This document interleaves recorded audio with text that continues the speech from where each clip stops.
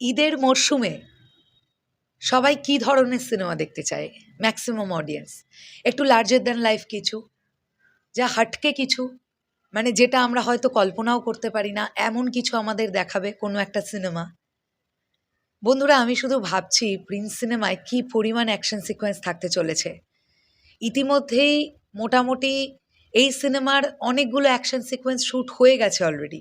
আমি তোমাদেরকে আগেই বলেছিলাম যে ইন্ডিয়াতে প্রিন্স টিম যে শ্যুট করছে, তারা অ্যাকশন সিকোয়েন্সটা তাদের একটা বেশ বড়সড় প্রায়োরিটির জায়গা, যে ইন্ডিয়াতে তারা অ্যাকশন সিকোয়েন্স শ্যুট করবে।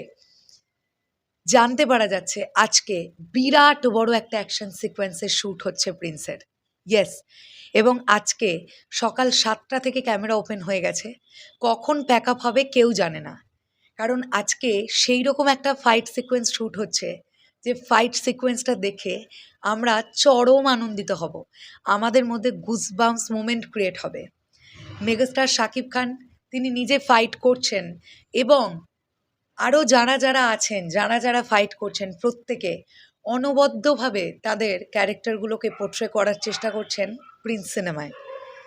তো এই সিনেমাতে আমরা অ্যাকশনের পরিমাণ বেশ বড় মাত্রায় থাকতে দেখতে পাবো, এবং একজন ইন্ডিয়ার বিগেস্ট অ্যাকশন মাস্টার আজকে প্রিন্স টিমে এই ফাইট সিকোয়েন্স করাচ্ছেন।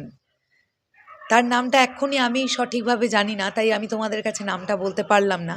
তবে আমরা এটাও জানি যে সুনীল রড্রিগেজ, যিনি কিন্তু ফাইট করাচ্ছেন প্রিন্স সিনেমায়, তবে আজকে যিনি ফাইট করাচ্ছেন তিনি সুনীল রড্রিগেজ নন। ইন্ডিয়ার আরও একজন বিরাট ফাইট মাস্টার আজকের ফাইট সিকোয়েন্স করাচ্ছেন। ইয়েস, আজকে 13ই ফেব্রুয়ারি প্রিন্স টিম দুর্দান্তভাবে তাদের ফাইট সিকোয়েন্স শ্যুট করছে, এমনটাই জানতে পারা যাচ্ছে।